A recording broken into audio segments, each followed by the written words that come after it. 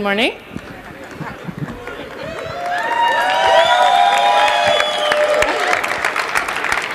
We have a wave going here. That's awesome. Go ahead. Good morning, everyone. Welcome to the third and final day of the Good Jobs Summit. We hope that you were able to take in some of last night's Nuit Blanche and that you're ready to go for these final steps of our summit. And to get a glimpse at what we were able to produce last night at Nuit Blanche, I will ask folks to bring up the piece of art, or we will do that later. Angelo. Yes, Roxanne. Okay. We also have a couple other announcements to make. In the setup of the Good Jobs Summit process, Unifor and Ryerson University had partnered on a video contest asking young people across the country their vision of what a good job is. And so that contest was judged by a panel of folks, Unifor and Ryerson, and I believe there were some others. And we have the winners of those videos, that contest, to show you now. So to cue this up, the first winning video, and this is in the community category, was by Shanice Mitchell from Calgary, and the video is called Dance With Me.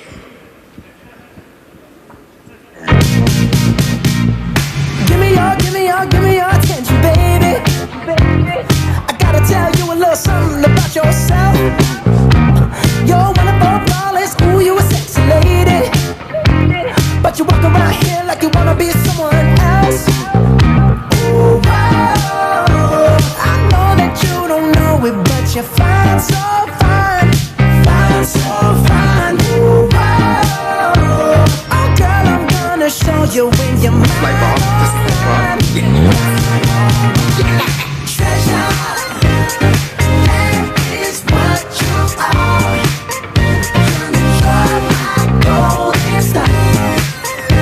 You can make my wish come true. If you let me treasure you.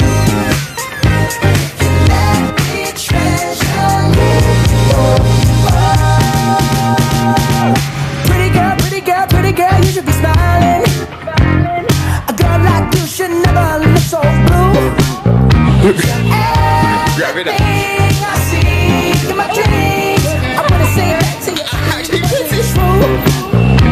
Ooh, wow.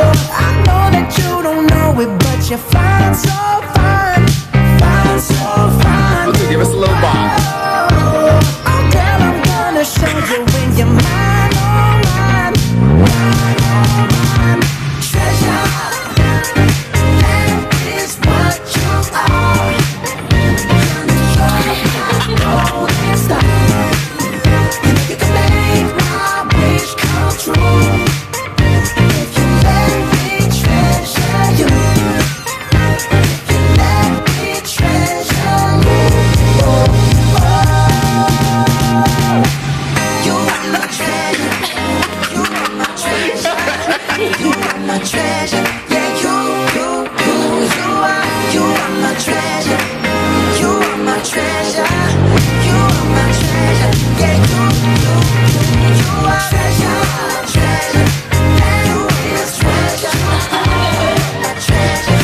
You're my golden star. You are my treasure. You can make my treasure come true. You are my treasure. If you let me treasure you. You are my treasure. If you let me treasure you.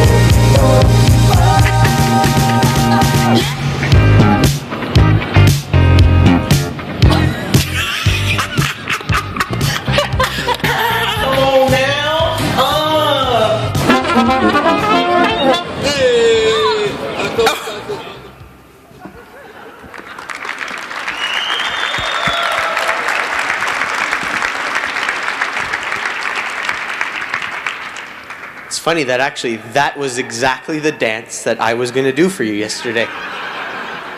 Unfortunately, Shanice showed you what it would look like. Good jobs bringing joy to people at work, right? Excellent. So the second winning video was brought to us from a Ryerson University student, and her name is Betty Wandamu. So let's cue the video.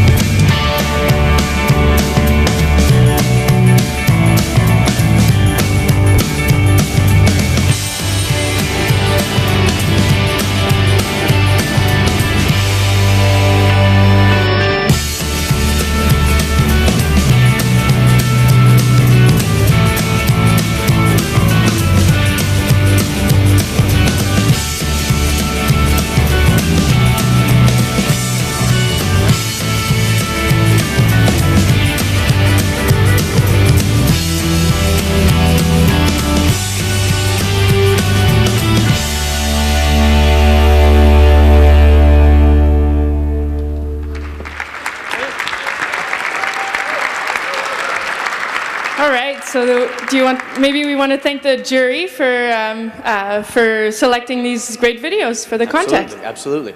I know one of the jurors is here, Randy Kitt from Unifor. Yes, we will now have a chance to get a glimpse at the collaborative art project that was done last night at the Nuit Blanche exhibit that happened in the lobby. So let's take a look here.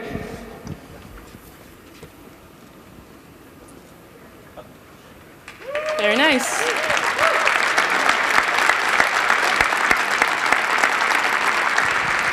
And a special thanks to the artist Leo Diaz for helping put that together last night. It was wonderful. And thank you to everyone who participated and made this possible. Great job.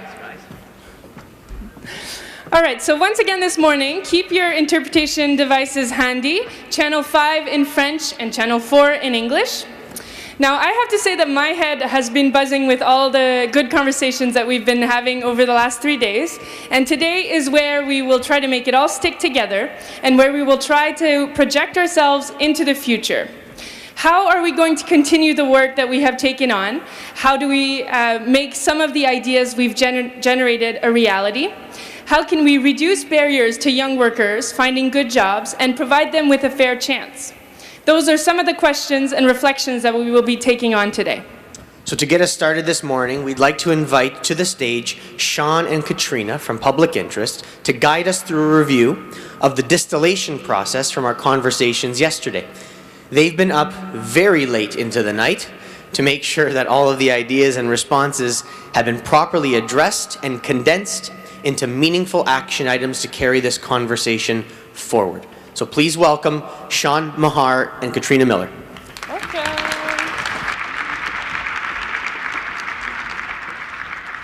Good morning. It has been a really long night for us. I'm just waiting for our PowerPoint to come up because we have a lot of really great information, great ideas, great feedback to give you today. We had 1,000 voices yesterday, and we had them in 8 workshops at 200 tables, in breakout groups, giving us reflections on priorities and actions that were part of our discussion guide, but also on their own ideas, their own passions, their own concerns, and their own solutions and choices for where our path is forward. And that took quite a few hours last night to distill down into what we're about to present to you now. So we're going to do our best to give you the best we've got out of this. And if we look down at our notes, it's because there's so many great ideas there. And just to let you know, this is what my notes look like. So I may pause from time to time to actually read what I'm saying, but that's what it takes to bring in all of this stuff and try to provide it to you today, because there was such a wealth of information. And in that wealth of information, we have to give our best regards to the amazing volunteers, the moderators, the facilitators, the distillers, who made these workshops wonderful, supportive, well-coordinated environments. Are there any moderators and facilitators who could actually stand up right now? Any distillers, could you please stand up right now so we can give you a round of applause? Absolutely. Fantastic work. Absolutely fantastic work.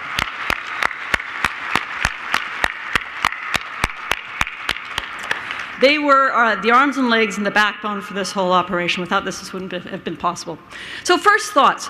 On Friday night, we had opening remarks from President of Unifor, Jerry Dias, who gave us an overall frame to start considering the issue of good jobs and what's happening in Canada. And then we had an economic panel who got up, and they said some really interesting things that I noted down that day, because I thought it would be good to bring forward now and see how that compared to what we heard at the end.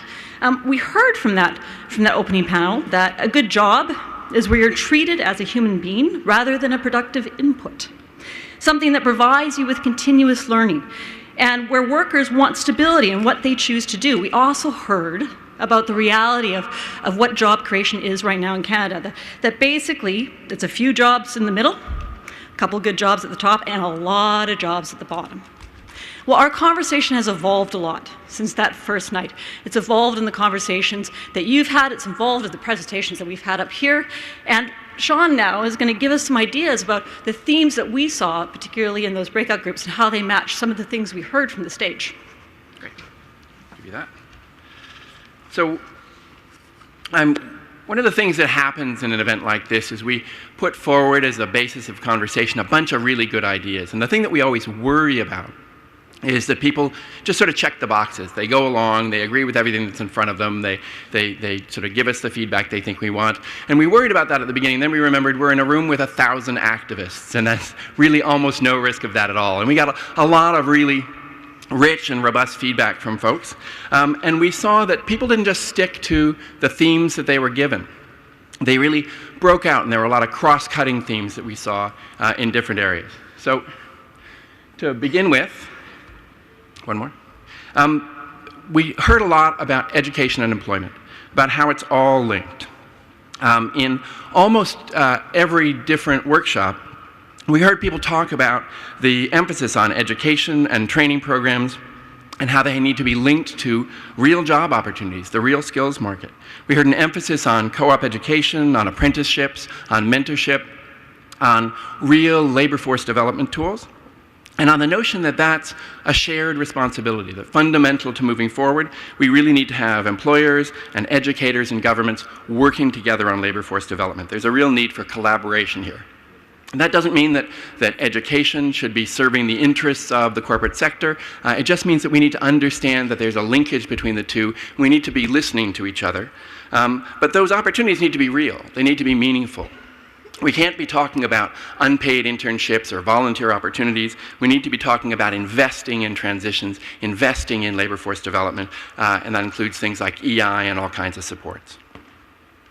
The other thing we heard a lot of was the need for employment standards legislation and employment standards acts that reflect the real world. People really saw that as a starting point for good jobs, that we need to expand and update employment standards legislation, and that we need to enforce it.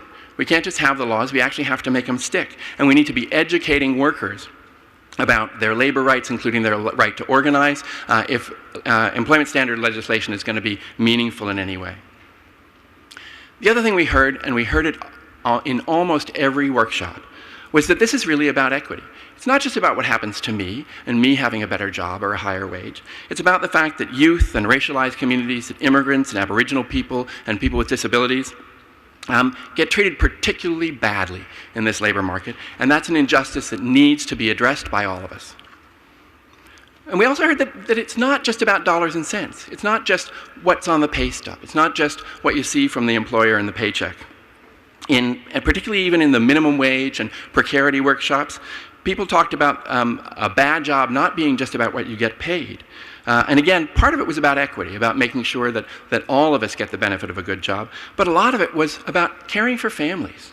Again and again, we heard people talk about being able to have the resources to support their kids, to support seniors, to have a safe and stable life at home and in the workplace.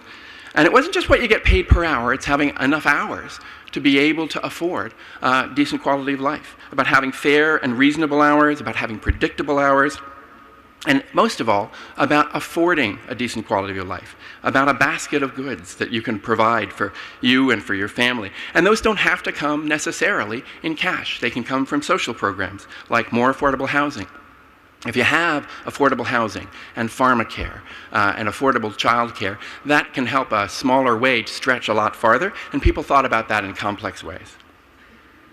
We also talked a lot about the road to decent wages. How do you make sure that a job actually lifts you out of poverty?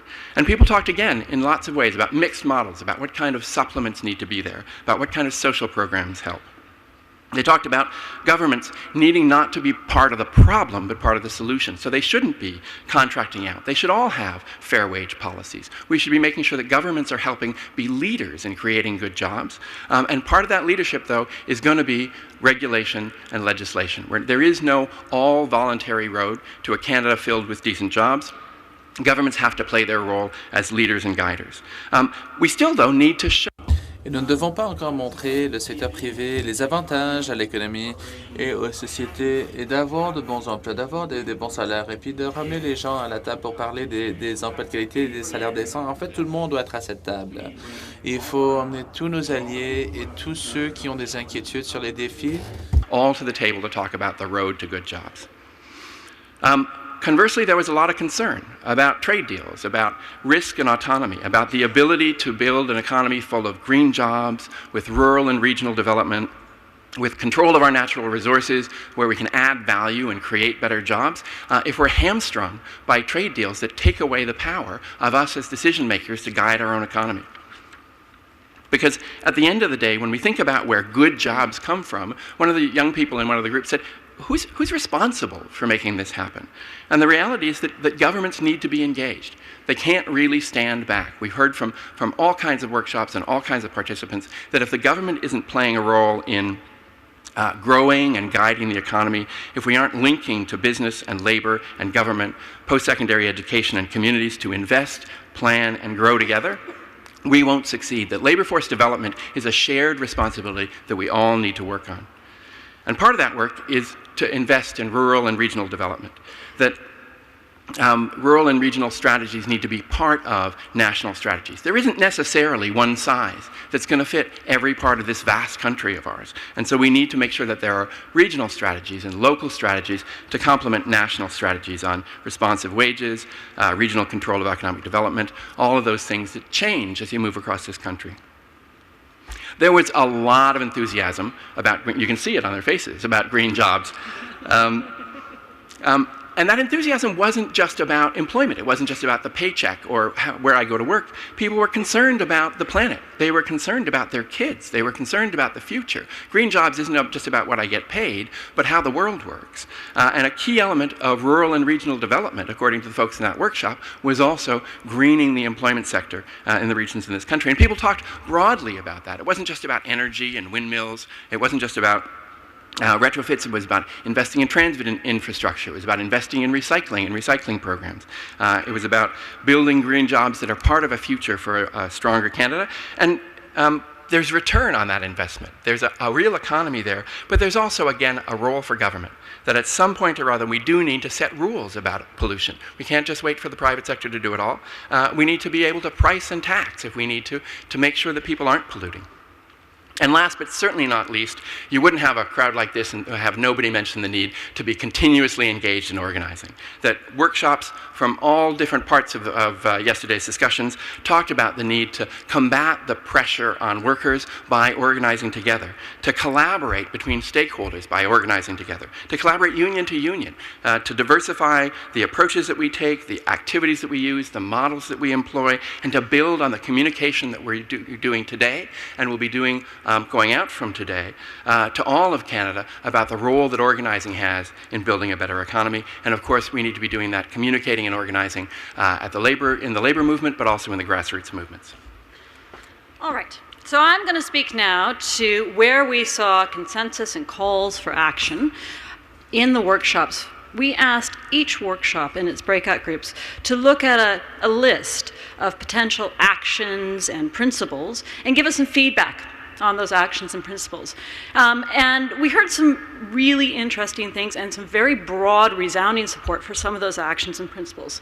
First up, around the issue of legislative change. Now, I want to start by saying, For the most part, a lot of this discussion happens around access to jobs and the need for everyone to be able to access jobs, for us to have true employment equity. What people also recognize, though, is that once you're in a job, you need proper standards and protections and benefits in that job. So with a resounding voice, we heard that we need to change employment standards legislation right now to give temporary, part-time, migrant, self-employed, intern and contract workers the same or similar rights that full-time permanent employees have. And that's critically important for us to move forward in creating and maintaining good jobs in Canada. We also saw that this idea of fairness played heavily in other aspects of legislative change. We heard quite strong support for the idea that we need to update labor legislation so we can bring the option of union representation and collective bargaining to a whole bunch of non-traditional workplaces that don't have it right now. And that's critically important. We heard that minimum wage standards, both provincially and federally, have to be brought to a level that people can actually live on. And that has to be paired not just with a wage standard, but a standard around hours of work, so that people know that they're going to be able to make the earnings week by week in order to support their households. We've heard strong consensus for all of those pieces of legislative change. Building and maintaining good jobs, though, in Canada is also about policy and planning.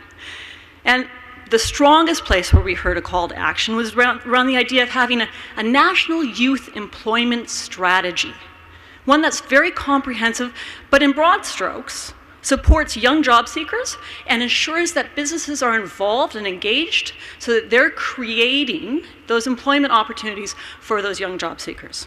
I have to mention here that there was a strong discussion around the affordability of education and training. And I remember a particular quote where one young worker was saying, "I have a good job. I have $50,000 of university debt.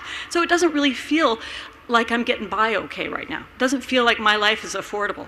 And one of the things that came up was the idea of creating a post-secondary education act that actually enshrined that idea of accessibility and affordability of our education system in law.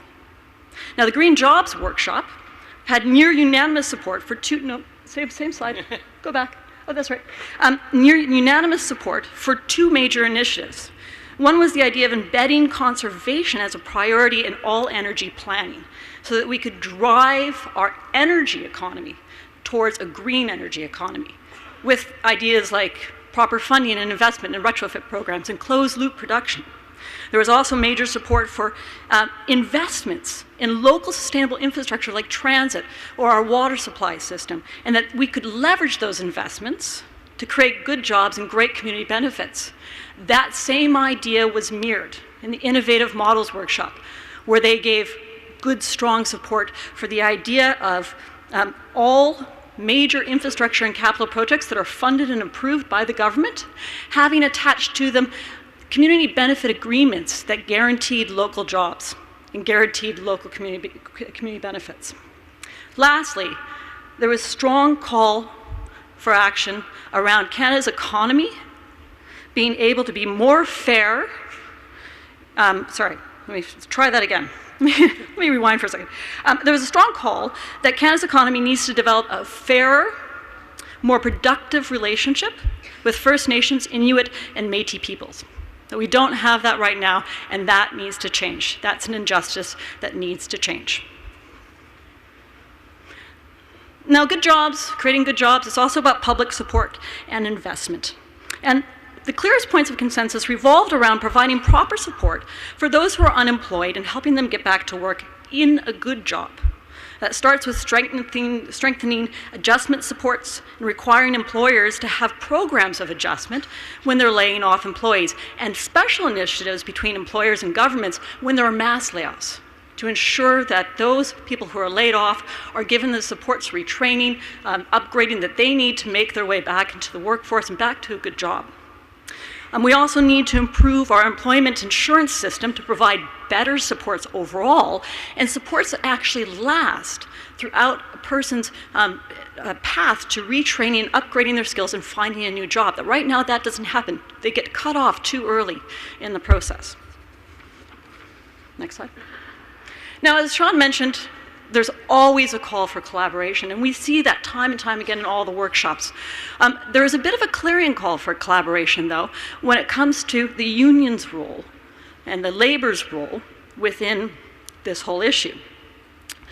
Specifically, the idea of strengthening collaboration among unions in Canada and elsewhere so that we can share best practices and models for organizing those who are most affected right now by precarious work. Those are racialized workers, those are immigrants, those are youth, those are migrant workers, that we need to find the way to combine all of our best ideas together so that we can make action happen there faster.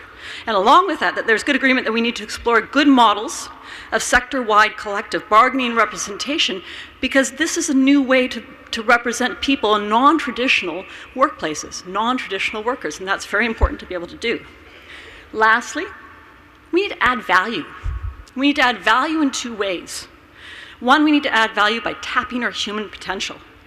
And what we heard consensus around was the idea of needing to enhance the regional and sectoral diversity of Canada's economy by developing industries that utilize the skill, the capacity, the creativity of people living in less developed regions.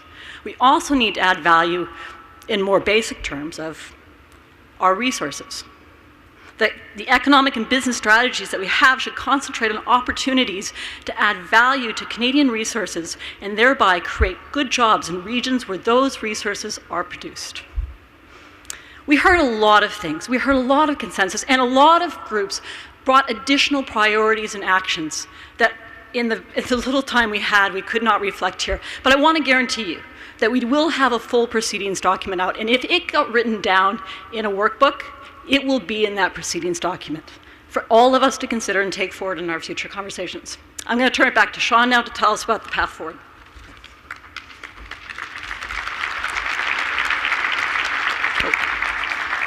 Skip some more slides. Let me give you that. So we heard a lot of guidance about themes and ideas. We heard specific actions that people wanted to pursue, and they gave us really clear, strong direction on specific priorities and actions, some of which were in the discussion guide and some of which got invented in the workshops and became part of the direction forward. We also heard that people really want to move forward across sectors. Katrina talked about collaboration, and it resonated through the responses that we got from the work that you did yesterday. That we want to include not just the labor movement, not just communities, but also post-secondary education, the business community. We want to make sure that all the usual suspects and all the unusual suspects are at the table on an ongoing basis, talking about how we move forward in the future. And we want to share all the voices from this weekend in a pool of ideas for future action. So that discussion document, that proceeding document, together can give us that pool to begin to move forward with a wide variety of actions and discussions all across this country. Because we really need to continue to work together to turn those ideas into action. And we brought all of this material back this morning. We were up till 2 o'clock in the morning. We were back here at 8 to meet with the partners who helped to put this event together today. And they came back to us and said, we want to do those things. People have called for those 4 things, and we want to step forward and do them. So there will be a proceedings document, and there'll also be a film that will capture the ideas that came out of this weekend. There's an invitation from all the partners to everybody in this room and everybody across the country to have regional and local forums and summits on good jobs. In Toronto, we've been doing it for a really long time. Here, as part of the Good Jobs for All Coalition, they did it last week in Thunder Bay. They're doing it next month in BC. And all across this country, we should be raising this call to come together and think about, plan for, and act on a strategy to create good jobs for all of us. And part of what can facilitate and feed that is that collaboration across sectors, and the partners that worked on today's summit are working to put together a roundtable that can continue to talk about how we build good jobs across sectors, with labor, with business, with community, with post-secondary education. And most of all, most important of all, we really have to have dialogue and action that continues with each of us in this room and all across the country moving forward. So thank you very much.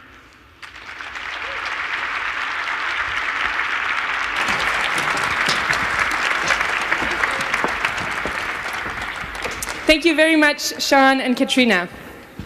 So this was a daunting task for you to pull off, and I think you've done a wonderful job. I want everyone to keep this information and these next steps in mind as I introduce the main event for our morning's program. To facilitate the next segment and to introduce the next round of panelists, I would like to call to the stage Kathleen Monk. Kathleen is a strategic communications professional and project consultant. She was the founding executive director of the Broadband Institute, a progressive organization focused on public policy and training.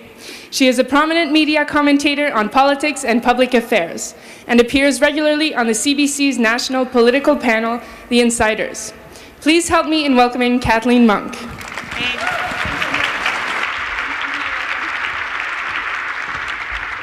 Thanks so much, Roxanne and Angelo.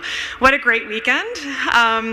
I really think that this can be the movement that Van Jones set out yesterday for us, that it's going to be a movement that's going to propose the ideas we need for good jobs in this country. It's invigorating for me especially to see how community organizations, labor, business, and even a few politicians have engaged in civil debate this weekend. As you may know, Roxanne just mentioned, I live in Ottawa, so I spend a lot of time watching Question Period, probably far too much time, more than any normal person should. As a result, I thought what was most amazing actually about this weekend was not that there were such thoughtful questions that were proposed on the floor and in the workshops, but there were actually really good things called answers. Are you familiar with this thing? So I want to say, Stephen Harper, Paul Calandra, if you're out there, you could actually take a lesson from the people in this room on how to answer a question, okay? Listen up.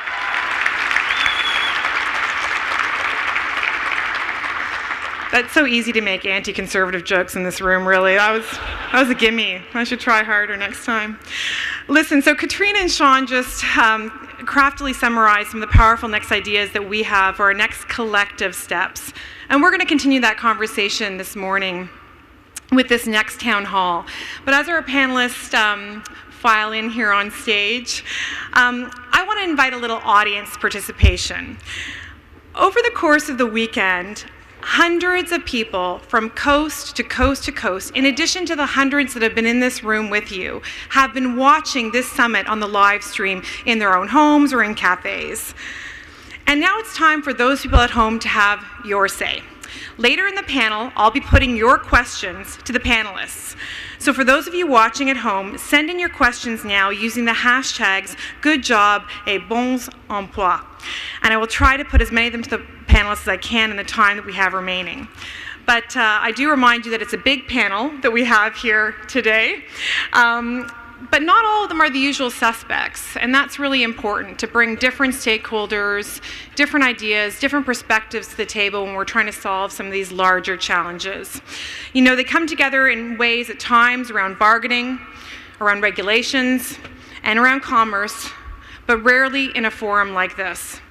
Both Jerry and Jessica you've seen throughout the weekend, but let me introduce the rest of the panel for you.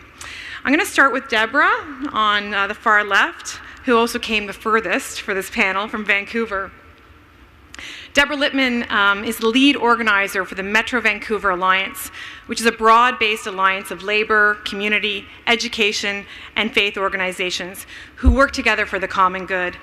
As an organizer, Deborah over the years has trained thousands of community leaders and campaigned around low wage and helped launch the living wage campaigns in the United Kingdom, in New Zealand, and in Canada as well. Peter Edwards, beside her, is the Vice President of Human Resources and Labour Relations at Canada's Pacific Railway and has been a key leader in CP's transformational change over the past 2 years. CP, as you may know, employs 15,000 employees across North America, 75% of which are here in Canada. And what's an amazing fact is that 3/4 of those employees are unionized. In fact, of those employees, many of them are Unifor. I think close to, I don't have exact numbers, but he'll tell you later. Next to him is David Miller, a familiar face in this crowd, President and CEO of the World Wildlife Fund. David Miller was mayor of Toronto from 2003 to 2010.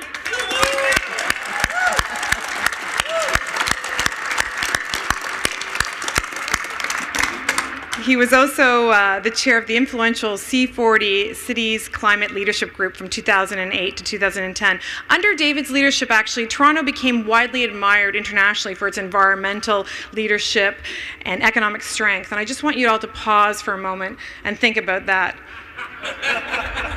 There was a moment when Toronto was internationally admired and had attention paid to it, and it wasn't for Mayor Ford's antics. Anyhow, as you know, David has been a leading advocate for the creation of sustainable urban economies, strong and a forceful champion for the next generation of jobs through sustainability. Beside David, we have our panelist who needs no introduction to this room. He's been on stage all weekend with us and is responsible, in fact, for launching the idea of the Good Jobs Summit just over a year ago. Please welcome once again to the stage Jerry Dias, who's National President of Unifor.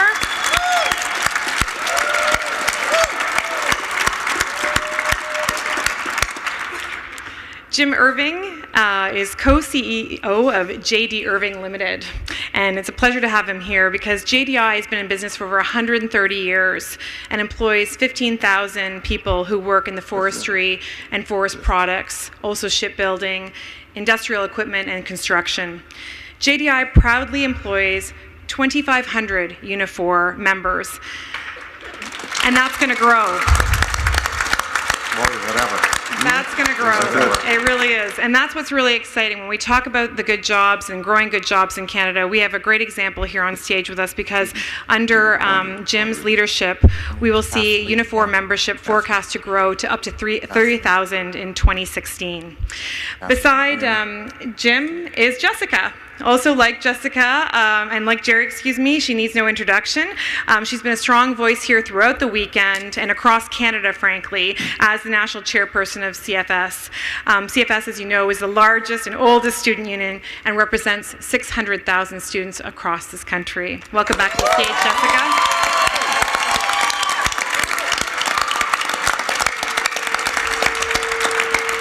I'm excited because we have Mario Tremblay joining us today, and this will be a bilingual panel. So once again, as the MCs mentioned, I encourage you please to get your translation devices if you don't already have them.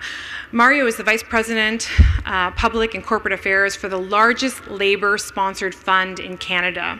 The Solidarity Fund, FTQ, is a Quebec development capital organization whose mission is to invest in local businesses to further the economic development of the regions of Quebec. Founded by Quebec's largest labor body, the FTQ, in 1983, it's amazing because the fund in the spring of this year, held $10.1 billion in net assets and helped to create, maintain, and protect 172,000 jobs.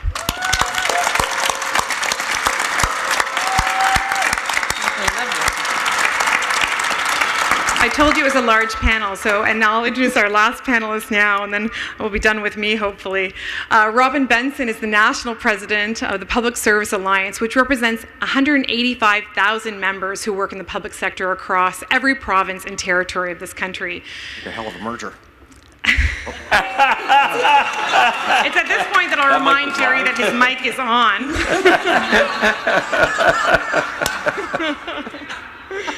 Not that that would help, actually.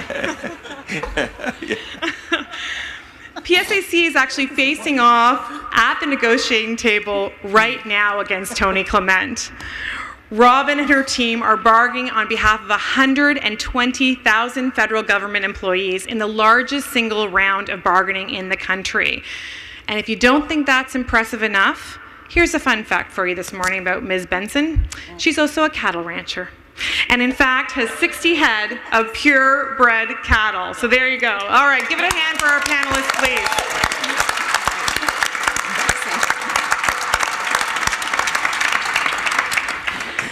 Okay, so as I said, I don't have a taser on me, so I'm not going to add a taser to silence everybody. We have limited time this morning, but I want to get the discussion as I mentioned off the top. What we'll do is we'll have some discussion among the panelists right now, and then we'll turn to invited questioners from the floor, Twitter, and some video feeds that we've been sent, questions from across the country. But first I want to start with Deborah. So Deborah, help me. We know that there's been, and we talked a lot this weekend about the lower rates of union density. We've seen that there's been downward pressure on wages. And we know from our local communities that there's been increasing fragmentation of our communities. We've seen increasing social isolation. So you work, and the work that you do internationally and in Vancouver, on building back that social cohesion and weaving that back and trying to fight for not only great jobs, but fight for a living wage in those communities. So talk to me about how you do that. Okay, to build solidarity between people, they have to know each other's stories. And when you think about what working class communities were like possibly 50 years ago or more, people knew each other's stories automatically. They lived in organic communities. They lived next door to people they worked with. They were related to people. Their kids played together. They belonged to the same faith organization or working men's clubs or the Legion or the local benevolent association or immigrant association. And so you didn't have to be directly related to low pay or experiencing it yourself to feel sympathy, to feel connection, because the people that were low paid were your neighbors, they were your friends, they were your colleagues. But we have lost that. People don't live in organic communities anymore. We don't live where we work. Our civil society organizations are under a lot of pressure, and even they often are not geographically specific anymore. Most of our unions, people come from all over, even our faith institutions. People don't live next door to where they worship. So what happens is we don't hear those people's stories, and we don't have a sense of solidarity with them. And we, in the labor movement and in the broad-based community movement, which is what my organization does, have to much more intentionally rebuild those connections. And you do it by having one-to-one conversations. Tell me your story. Let me hear what's happened to you.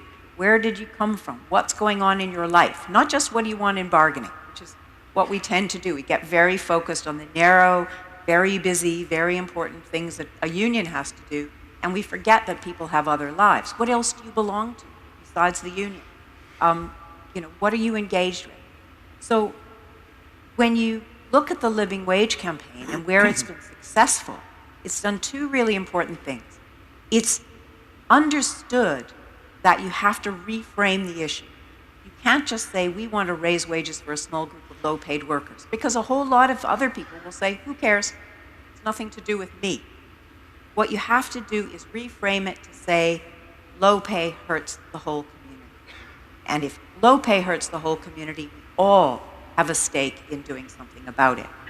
And then in that process, you understand the impact of low pay on the education system, on health, on criminal justice, on the fact that if people are doing 3 jobs, they don't have time to take part in their community organizations. The impact on local economies.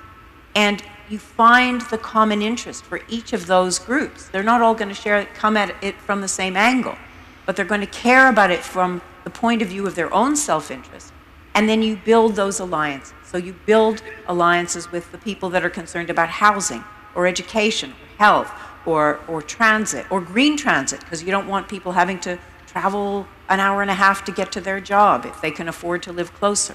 So there are all kinds of alliances that you build so that what you're doing is you're saying to an employer or to the government, you are accountable to us, to the whole community, not just to a small group of low-paid workers and their union, but to the whole community. And when you do that, you bring the unusual suspects to the table. That's an amazing change. I mean, and do I have time to tell you one quick story? So we were doing the Living Wage campaign in England. I was there for 22 years working for a big public service trade union, and we had healthcare workers working in hospitals who'd been contracted out, and we couldn't get the hospital to actually talk to the union because they said, we're not your employer, right? The contractor's your employer. But we had a broad-based community organization like Metro Vancouver Alliance, the East London Communities Organization, and they said to the hospitals, well, you're responsible to us, so could we address your trust board? This is one hospital, Homerton Hospital. And they said, okay, you can come. And they expected us to bring 2 or 3 people, and we brought 60. And we crammed them into this tiny little room. And the person who was the spokesperson wasn't the union rep. It was Sister Marie Mooney, who was a rather small, diminutive nun she was a hospital chaplain and lived in the local convent. And she just tore a strip off them. She said, "How dare you treat our people that way? These are our people. And this is outrageous. And if you think I'm bringing Sister Agnes over here and having her wheeled down to X-ray by somebody who doesn't get sick pay, if she gets sick, you know who I'm going to blame." And they were all this. And I think you could tell the ones that were Catholic because they were all staring at their shoes going, "Oh God, Sister's angry at me." At the end of that meeting, they said, "You have convinced us. You've made the moral argument. We will now find the money." I mean, there was the technical business of finding the money. But the point was that they had understood that the whole community was standing with these workers and that they were not abandoning them. They were not leaving them isolated. And I think, if you finish with Van Jones's words yesterday, if the people are united, there's no chance of victory. So you have to work hard to share the stories one-to-one, face-to-face, bring in people from all walks of life who are part of the community and build that solidarity, and then you will win. That's great. Deborah, you make a really good point, and please, yeah. I'd like to actually bring that for Jim, you to address a couple issues there. Two things specifically. How do you address the Sister Agnes question? How do businesses address the issues of social inequalities and social inclusion? Obviously, I know JDI has programs, anti-poverty measures, mentoring and learning in terms of the adopting schools. But how do you do that? How do you prioritize things like equity when you're also faced with leaner economic times? And I put to you, we know for a fact that over 8,000 jobs left New Brunswick from 2005 and 2012 in the forestry sector, but you've still managed to maintain workers and maintain a community presence. So both to the community and social equity question and also how you keep those jobs going, where does that commitment and motivation come from a business perspective? Well, Kathleen, I think there's a couple of things. That's a broad question you've asked me. Big. But how do you be competitive and how do you keep everything running and exactly. doing the right thing? I think number one, you have to care. You have to have it in your gut. You have to have it in your heart, and you have to have it in your whole attitude, as far as we're concerned. Look, we're not a big multinational company. We're a regional player. We're working hard, my father, my brother, and I, and a lot of very good men and women. And I can tell you that I'll answer your question in two parts if you don't mind. Yeah, please. As far as being competitive, we have to run competitive businesses. There's no question about it. Nothing happens unless we make a sale. But our operations are just not pinpoints on a global map. I go to a plant, and my father, my brother, with the management, we're interested in walking around. We like to talk to the folks. We want to see, is it clean, is it safe, is our employee engagement scores good, or turnover low? Are we doing the right thing as a management? Are we engaged? We have to care because we got to be good, we have to be productive, and we have to put the capital in. So our attitude is put the capital in, and that's a big job sometimes. In these fiercely, globally competitive businesses that we're in, money's hard to find sometimes. You have to take a long-term view. We try and take a long-term view of that. So I would say on that side of it, we've worked adding value. We just can't do the same old thing and expect better results. We have to change our processes. We have to change the product. We have to change the technology, train our folks, upgrade our folks, and make sure everybody's focused on winning. That's on that side of it, on the competitive piece. On the social piece, that's, there's a number of pieces of that, but it doesn't really vary. You have to care.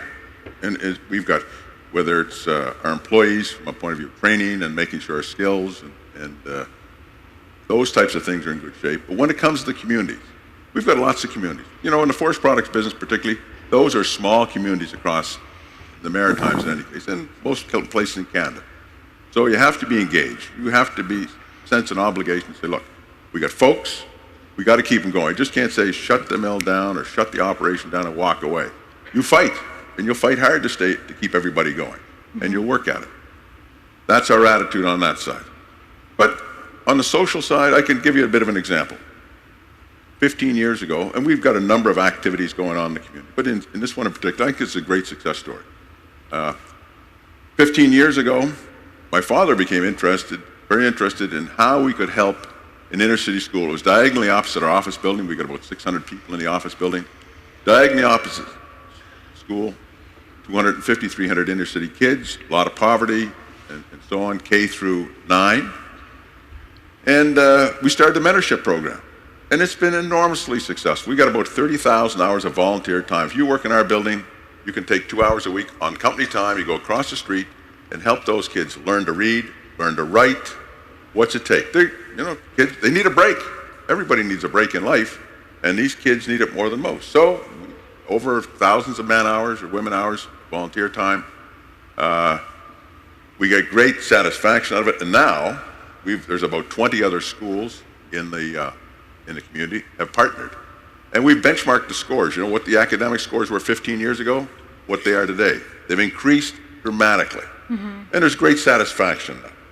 So, it's not about always, you don't take the last nickel out of a business. You try and put back, try and make it better. And if you live there, like we live in our part of the world, this is home for us. We're proud of it. We're proud of the Maritime. It's a great place to live and work. And so we feel an obligation to try and help. Okay, David, quickly, and then I'm going to go to Mario. Yeah, I just wanted to pick up on what Jim was talking about from the perspective of local. I think we keep being told, well, you can't do this, you can't do that, you can't do this because global economy. And Jim's a very good example of saying we can, we're local. And we're going to think locally and then think globally. We tried to do that at the City of Toronto. So people may remember when we issued a subway car contract, there was pressure on us to issue it to any competitors, which would have meant that the low price would have won from China. And instead, we sole sourced it to the only manufacturer in Canada, because it was my view and the view of council.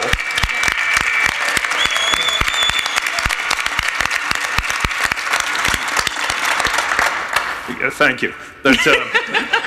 That if you're spending $1 billion of public money, you should be using that to create jobs right here at home, not jobs overseas. And we did the same thing. We didn't sole source it, but the same Canadian manufacturing requirement with our streetcars and all of our buses that we bought, hundreds of new buses between 2003 and 2010, were all made in Canada.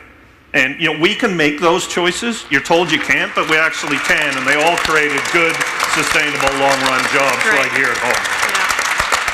Kathleen, if you don't mind, just to enforce that point, we're fortunate enough, and you're very familiar with this, in Halifax, Nova Scotia, we have a $25 billion, 25-year federal shipbuilding contract. Right. We're building ships for the Canadian Navy. Next series of warships. Your membership, Unifor membership, going to build them.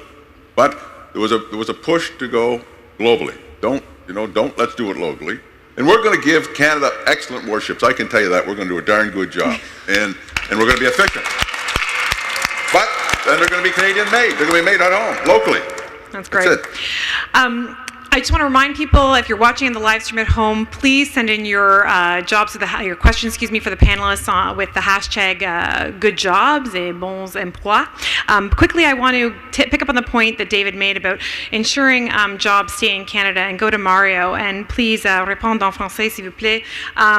There's been a lot of discussion, Mario, and debate, frankly, about whether it's important to actually keep control and ownership of companies local, in terms of local shareholders, and the presence of our head offices, whether they're abroad or they're in Canada, in terms of increasing and creating better jobs.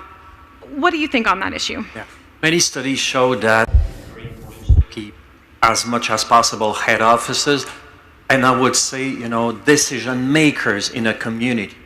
Of course, it's globalization. We cannot avoid, takeover and everything. But, for example, we may discuss maybe the Rona thing.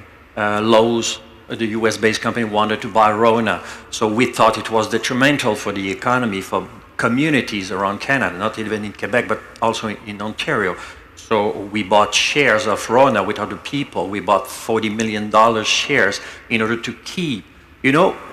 why is it possible for a Delaware incorporated company, for a board of directors to say no when it is detrimental to accept a takeover? It's not possible in Canada. If you say no as a board of directors, you just have to discuss the value of the company. Even though, the takeover bid will provide, lots of good jobs, you ask to say yes. I don't understand why. So last year, we made a big push, and we obtained from the government of Quebec to change the law, securities law also, just to have a level playing field. Why is it possible in the US? Why isn't it possible in Canada? So I think that's a very important public policy issue. Aussi, je voudrais dire aussi, au Québec, on tente beaucoup Also, I'd like to say that in Quebec, with the Solidarity Fund, we're trying to develop the manufacturer sector. How come it's possible to do so in Finland, in Germany? How come it's possible in Sweden to have a strong manufacturer sector? How come we only have Tim Hortons and Walmart jobs in Canada?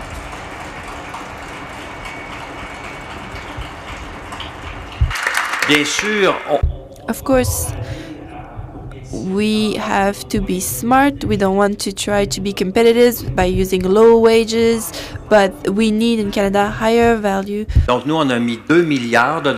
So we put $2 billion, invested $2 billion in manufacturers in Quebec, and we are raising them up, and we're helping them to use better technology, to be more competitive, more modern through updating their equipment. I think it's a very important initiative. We're also taking part in high-value clusters.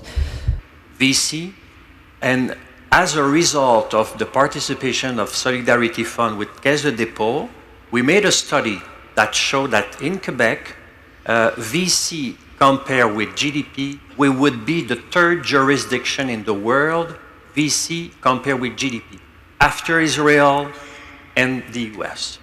So we made a tremendous jobs in bringing a very strong ecosystem in venture capital, basically in Montreal and Quebec City.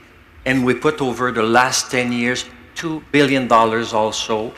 Directly and indirectly, we brought in Canada a venture fund from Boston, from Silicon Valley. So Montreal became, over those 10 years, a very important hub in VC. I also want to emphasize the importance of the size of company. Kathleen, don't believe people who say size doesn't matter, because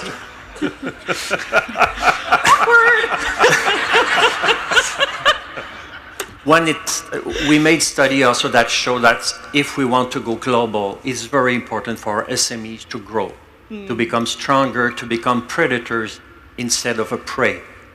Donc on met beaucoup aussi d'argent dans une... We're also investing a lot in initiatives to help our companies, our small, middle-sized businesses to grow, to be able to compete on the global level, and we could go in details on it if you want me to explain specific initiatives.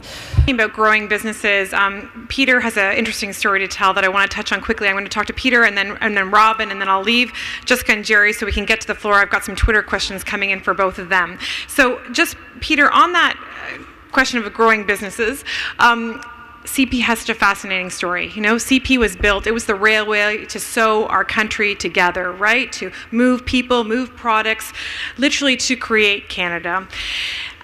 But it fell on hard times, and in the last number of years was one of the last railway services in North America, and looked very close to not achieving the success, the incredible success it now has today. A new leadership management team came in, and now it's the second closing and potentially and on the first railway in North America. And what's really interesting, and a story that I don't think is being told about, is how much investment the company is making in infrastructure.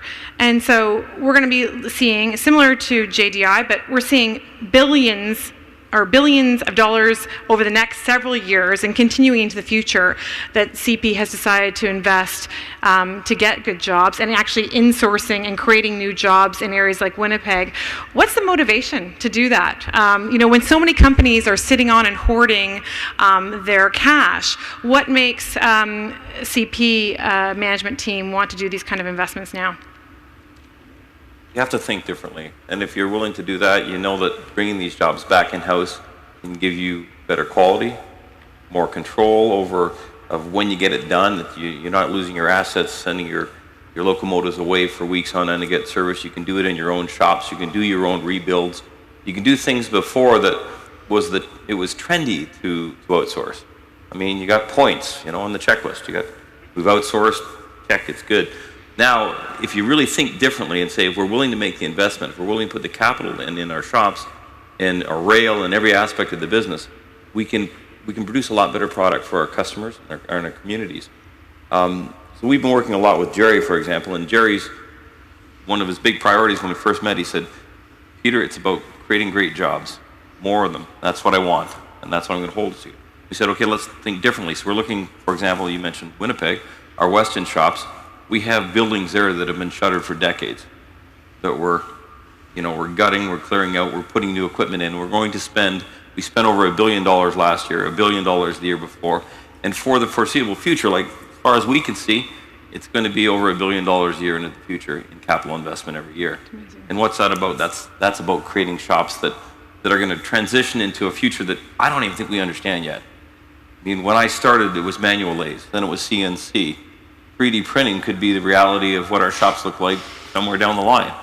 And having the people and making the investments that are going to get us there in a way that's successful is something we're looking at, very closely with Jerry. And we're getting close to be able to talk about those things publicly, so we're pretty excited about it. I think you just did. Yeah, sometimes you realize you stepped over the line and... Yeah, as you can tell, we're in contract negotiations right now with CP, and we'll use this as our informal announcement of a lot of jobs going back into Winnipeg. Yeah, okay.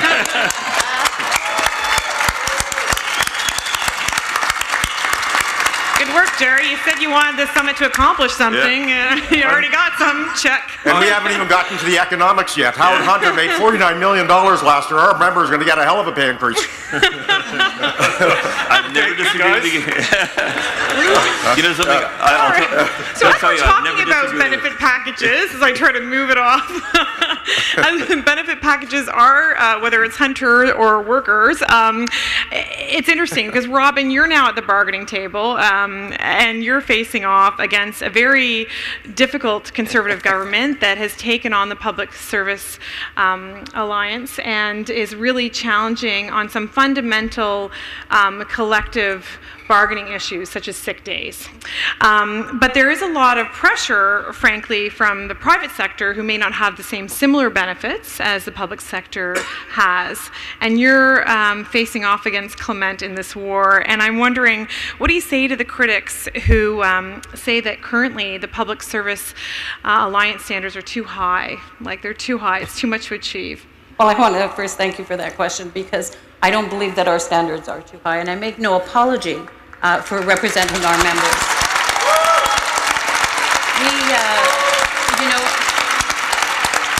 When you enter into negotiations, you don't walk in there with your collective agreement and say, okay, you can take all of this away. And so you go in with a set of standards that are contained already within your collective agreement, some that we have struggled and fought for over 40 years.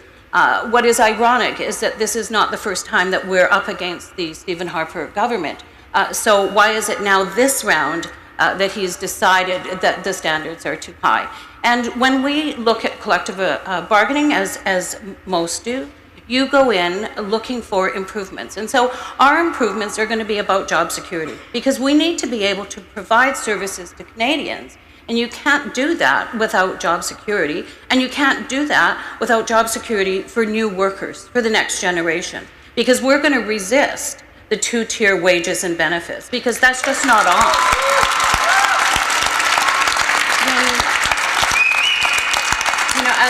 As I've said to many, this isn't about taking union jobs or good jobs and benefits and lowering them. This is about rising up those who don't perhaps have unionized jobs or whose collective agreements may not be as good. And so this is about standards increasing, not decreasing. And so that's going to be our struggle and that's going to be our fight. But certainly with all of us working collectively together, all of the unions that represent those in the federal public service and other unions and community groups, I think that we will make improvements for our membership. We will ensure that what we have contained within our collective agreements stay within our collective agreements. Because it's not about lowering the bar, it's about rising the bar. And it's about ensuring that those who don't have sick leave, if I might use that as an example, actually do get sick leave. Because this isn't about going to work ill. This is about having the opportunity, should you be sick, to be paid so that you can continue to look after your family and ensure that their needs are met. So it's a struggle that we're prepared to win. Great. So thank you for the question. Okay, so the questions are coming in fast and furious from Twitter. So I'm going to put one right now that's just come in from Ken, and hopefully we can bring up the question on the side screens. I'm not sure what Ken's handle is or where he's from, but Ken asked Jerry, how can we stem temporary agencies and increasingly protect workers? Do unions have a role in that? What do you think, from Ken? Well, absolutely. I think temporary jobs is absolutely the wrong way to go. We need to use our power, frankly, in collective bargaining to make sure that we're creating good full-time jobs. And I think so much of that has to do with the relationships that you have. I frequently get questioned as to why we have such an adversarial relationship at times with employers. And we have an adversarial relationship with those employers that don't respect the labor movement. But in most circumstances, I suggest that we have very good relationships. So I would suspect that Elise Allen was here yesterday speaking because of her relationship with Unifor. I would expect that Peter Edwards is here today because of his relationship with Unifor. I would suggest Jim Irving is here today because of his relationship with Unifor. So what are we talking about? We're talking about full-time jobs. We're not talking about temporary jobs. We're talking about how do we bring people back into the communities. Obviously now I didn't realize I was in collective bargaining with Peter Edwards this morning until 10 minutes ago, but I'm glad that piece is done. And there'll be all full-time jobs, by the way. There won't be people there from temporary agencies.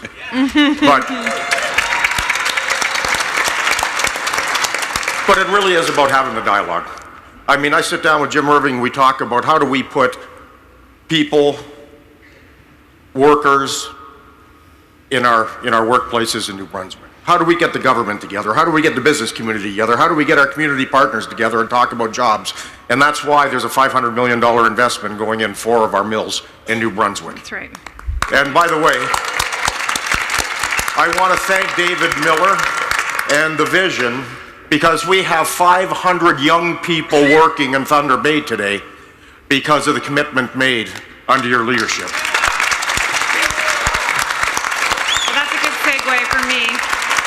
So just to finish, this whole thing is about good jobs. That's what it's all about. So we can do this. We can do this when we all get in a room and we all have to think about what the solution should be. So when government says that we will source to Canadians as a result of Canadian taxpayers' investment, to me that makes solid business sense. It makes sense. That's how we're going to put our young people to work. I like to sit down with Peter Edwards and talk about how we're going to reopen Winnipeg. I like to talk about how we're going to insource work instead of outsource work. I like to talk about how we bring young people back to the communities that have left because they didn't see any hope. They didn't see any opportunities. So these are the jobs that we're looking to create. And the labor movement has a role to make sure that these are full-time jobs and not jobs that are brought in from temporary agencies. Great. Jerry, you referenced political leadership in reference to David's work, and I just want to acknowledge a few political MPs that are in the room, including Mike. You want to have a stand up? Mike Sullivan and Peggy Nash. I believe you're here as well. Hi, Peggy, the official opposition's industry critic. And I also have a very special invited guest who has now joined us at the mic. We have a Toronto mayoral candidate, Olivia Chow, who's in the room. So let me quickly pass the floor to Olivia and ask her to ask a question to the panel. And yes, Jerry, we can do this. You're right. Yeah, yes, we can do this. One of the things we can do is to ask the company that do business with the City of Toronto to sign a community benefits agreement to hire young people. And the capital budget, the investment of the city in the coming 10 years is $18.6 billion. And think of the number of jobs we can create. So I just did a calculation. We can create at least 5,000 good jobs for young people in the next 4 years through the community benefits agreement concept. I want to, and I heard that the Premier yesterday liked the idea. And she endorsed that idea, I believe, because Metrolink is doing that right now. So there's so much we can do leveraging the city's investment by creating good jobs. I want to ask our former mayor, there are many other ideas out there that we've started, whether it's the green jobs, retrofitting homes, local procurement. Do you think that the city has a strong role to play in leading the charge for good jobs for all?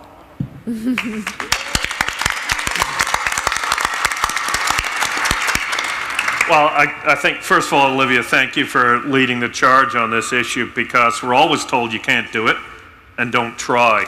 And we know that we can do it, and we've seen it done in the past on community benefits agreements, for example.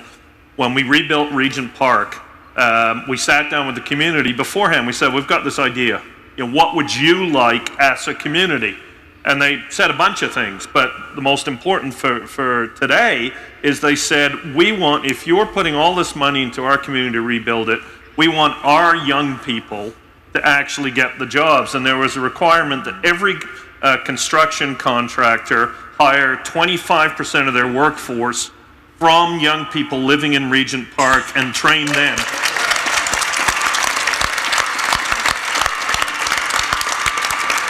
And it worked brilliantly. I met one of the contractors, and he said, Mr. Mayor, I was a bit worried about this at the beginning because I didn't know if they'd have the skills, and I was nervous. And he said, I have to tell you, it's the best thing I've ever done. As a person, it's the best thing I've ever done, and these young people want to work so hard, and they're working on creating their future homes where their families are going to live. And I think we should just replicate that throughout. Because why should we spend our public money in ways that don't create jobs in our neighborhoods and communities? And a second quick example is the Tower Renewal Project, which I know you're really familiar with, Olivia. It's energy retrofits of old concrete apartment buildings, which have huge environmental benefits, saves money, rejuvenates neighborhoods. Only a pilot project. It needs a good mayor to speed it up. But when we do, we're going to create 30,000 jobs, and a lot of those are going to have the same kind of community benefits agreements. So people living in the building, young people living in the building, get a chance to get trained on good, well-paid, full-time, unionized construction jobs. Woo. Thank you, and thank you, Olivia. And good luck on October 27th. Kathleen, can I just jump in there for a second? Of course, yes, Deborah. I think that that's a real reflection of a basic premise that we use in broad-based community organizing, which is, again, a reframing. Instead of constantly battling up against what's been done, what we're really always saying is, one, you engage the broadest spectrum of people in having conversations and having an investment so that, when that project gets stalled, it's not just a few people at the top that object to it being stalled, but you've got a real powerful, well-organized group of people that are out there saying, hey, you promised, let's go. But also you're always reframing it in terms of what kind of community do we want to live in? It's our agenda. We develop that agenda. We hold people to that agenda instead of always taking the crumbs off the table of whatever people are willing to give us. Yeah. Talking about pushing an agenda, Jessica, CFS has been so successful at pushing the agenda of lowering debt and giving more better access to post-secondary education, including an incredible victory that was had in Newfoundland and Labrador, where you converted every loan into a grant, and this was under a Conservative government.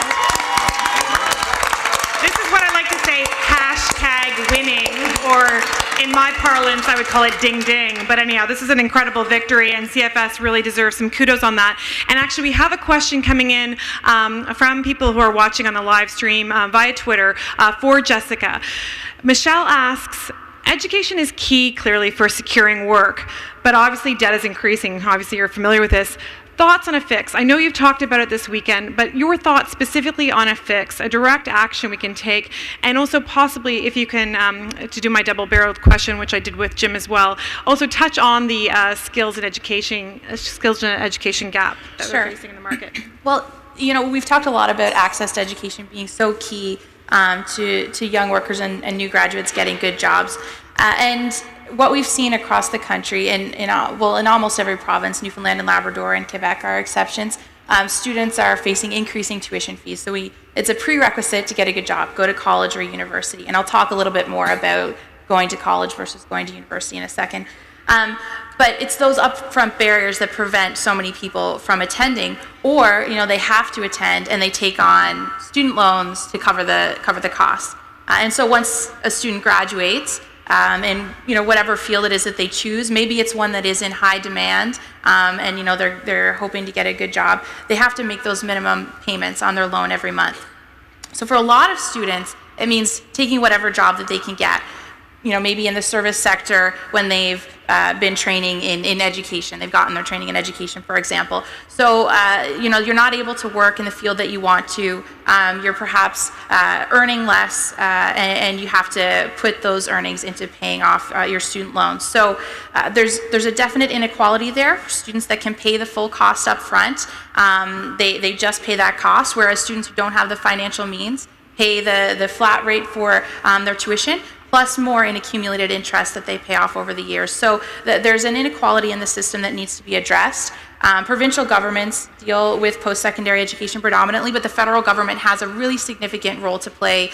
They make some of the largest investments in post-secondary education in Canada, and so there needs to be a level of accountability for that funding that's being transferred to the provinces.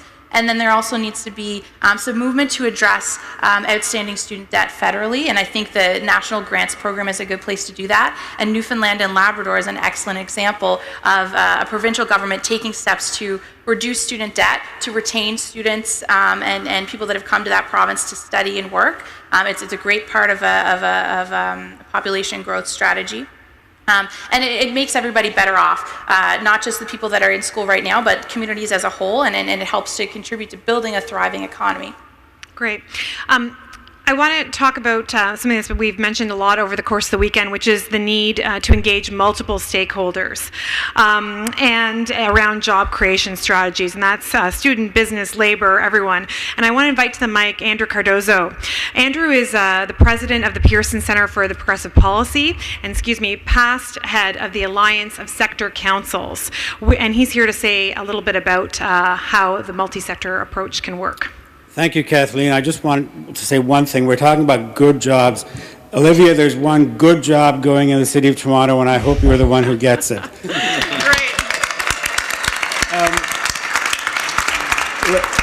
Let me just, I'd like to ask Jim and Jerry to comment briefly about the issue of collaboration. We're here today. We've got a lot of different sectors present. We're gone tomorrow. What do we do long term? What do we do permanently? I'd like to suggest that what we need to have is really formal and permanent collaboration of all the partners in terms of job development and skills development.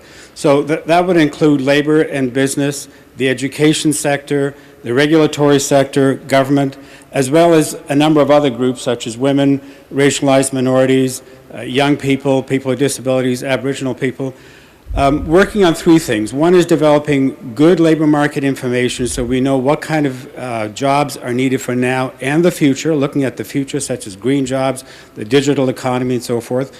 Number two, how do we work together to define good, appropriate training and education? And number three, how do we really get this idea across society that we should all be working towards good jobs for everybody, not just good jobs for those who have them and too bad for the rest, just muddle through, that's the way of the world, but really think about what good jobs mean in different sectors of the economy and work together in a permanent collaboration model to make this happen.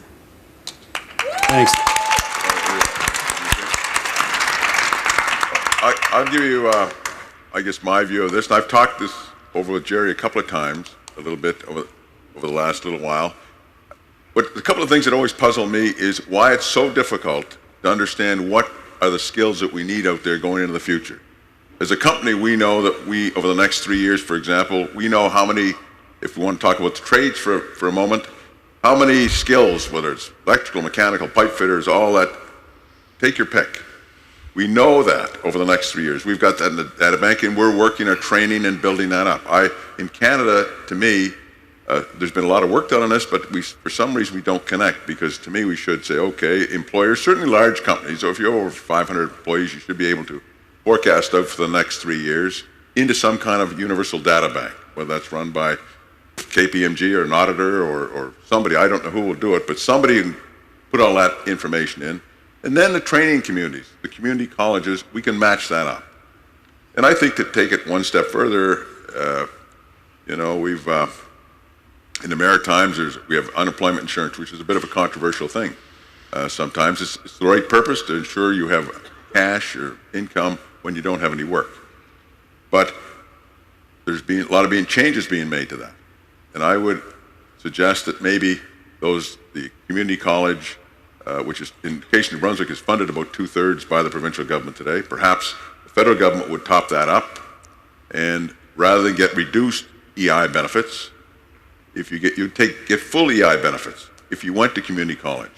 So you'd have your full EI benefits, you'd have free tuition, you go, and if you're going to develop a new skill, because the high skills jobs in this country are paying very well. And so maybe there's, to me, that's where business and governments and Unifor unions come together, because we shouldn't make it too complicated. We keep it quite simple. But I think there's good opportunity there if we can just get ourselves organized a little bit. Just to supplement what Jim said, finding or determining the ongoing skills or the future skills is not all that difficult based on individual circumstances. For example, Jim's workplaces or Peter, where you take a look at the demographics and we go, okay, here's who's going to retire over a period of time, and these are going to be what the available openings are. But we need a much broader strategy than that. And let me give you an example. 3 years ago, the industry councils were all eliminated by the federal government. And I used to sit on CAR, which was the Canadian Automotive Human Resources. What did we do? We had the corporate community. We had the labor community. We had the supply base. We had government. We had the academic community. All into a room where we talked about where the auto industry was heading. What are the changes? What are the challenges? What are the new technologies that are going to be implemented? And how do we train our young people to be prepared to take those jobs? So that was a perfect example, and we had it in the forestry sector, we had it in the rail sector, we had it in all of the key sectors of the economy in Canada. And it was removed, because that's the mechanism where you get everybody in a room, you take a look at the present, you look at the future, and you make the necessary changes so that we have young people trained for those jobs. And that's why the academic community, Ryerson, other universities need to be involved in the discussion so that they can be a part of the solution. So that's a large part of what we're doing here today. That's a large part of what we've been doing here all this weekend, getting all the stakeholders together so that we could identify where the good jobs are and then start to train people to fill those jobs for the future. Great. I'm going to go back to the floor now, and if I could hear from the official opposition's industry critic, Peggy Nash. Go ahead, Peggy. Morning, Peg. Thanks very much.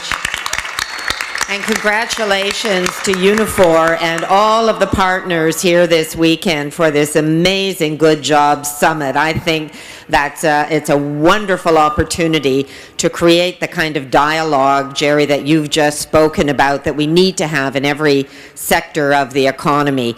I'll just say, as a lifelong CAW member and founding Unifor member, without my union, certainly I wouldn't be today the official opposition industry critic. And I'm very proud that our party has come out with a plan for a $15 minimum wage. That'll be my private member's bill, by the way, when it comes forward. And I'm also thrilled that we're committed to a national child care strategy along the Quebec model, and I think that's going to be very important for creating good jobs. I would never have run for office if I didn't believe that government has an important role to play. And I believe that rather than the current approach of our government, which is cut taxes and basically turn the decisions over to the private sector, that government actually does have to lead. I believe that government has a strong role to play in investing in infrastructure, whether it's transportation, communications, housing, social policy like healthcare, childcare, green energy, energy efficiency. These are things that government can lead in. And my question to the panel, one of my favorite constituents, the former mayor David Miller, talked about what he did as mayor and the power of his office to create good quality jobs for young people. My question to the panel is, what kind of leadership could government play that would in fact then pull the private sector into investment and creating more good quality jobs, provided we have strong unions and strong employment standards? But what are the, what role would the private sector play if we actually had federal government leadership and a commitment to action? Great. Thank you. Thanks, Peggy. And I'd like to turn to Mario for that. Talk to us about what's needed. I'm very glad of Peggy's question. It brings to you a very important issue I would like to bring in front of the panel and you. It starts with not removing good tax incentive to create good jobs. And I would like to emphasize something very important. If there is some journalists here, I even have a scoop for you. Last year, the federal government proposed to remove the tax credit allowed to our shareholders to invest. So within the next 3 years, they will just cut off the tax credit of 15%. That's a very good incentive, and it's an attack to the middle class people. And we ask the government why they don't have any, impact study, whatever. Well, they say maybe that tax credit profits too much to Quebec. Okay, good. So we sat down with the Quebec government, with the other labor-sponsored fund of the CSN, the other union, and we proposed a new partnership to the federal government.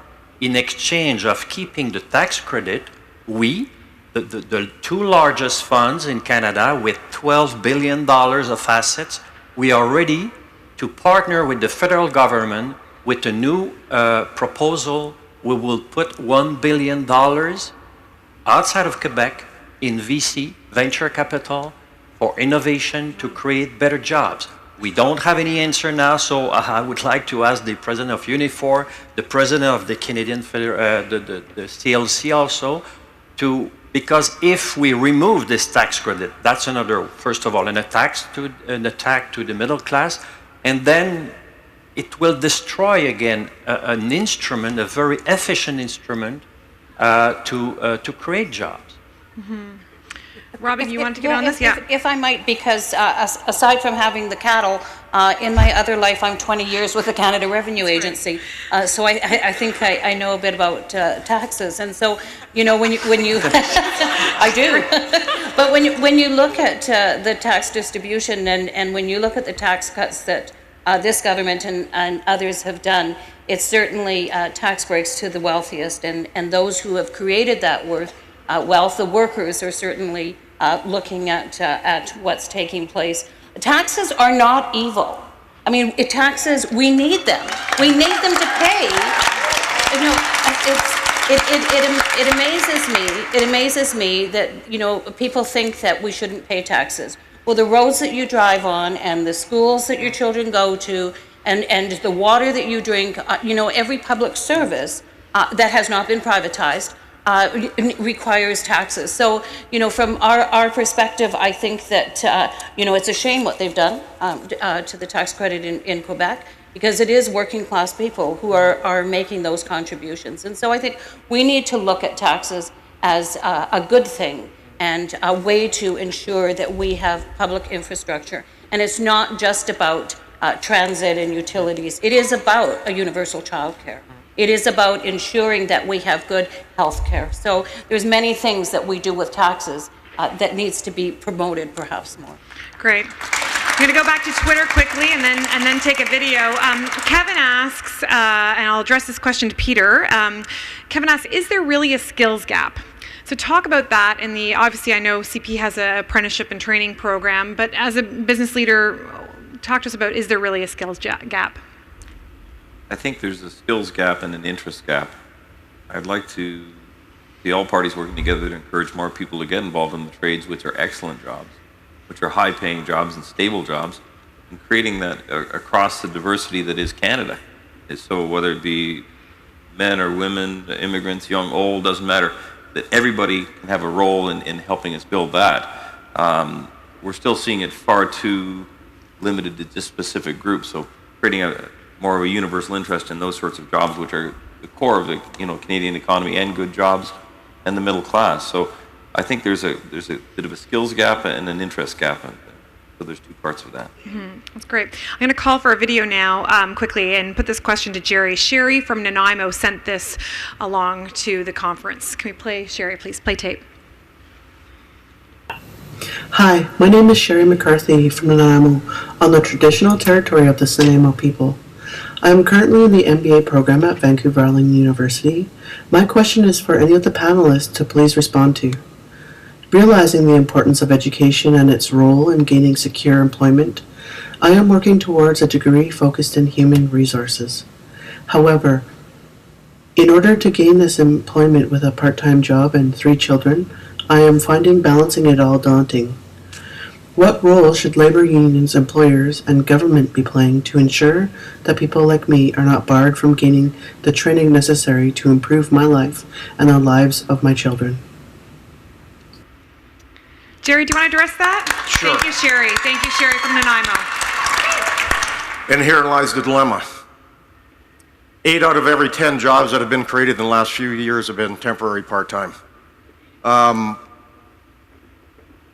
20%, I believe, of all Canadians are working in part-time jobs.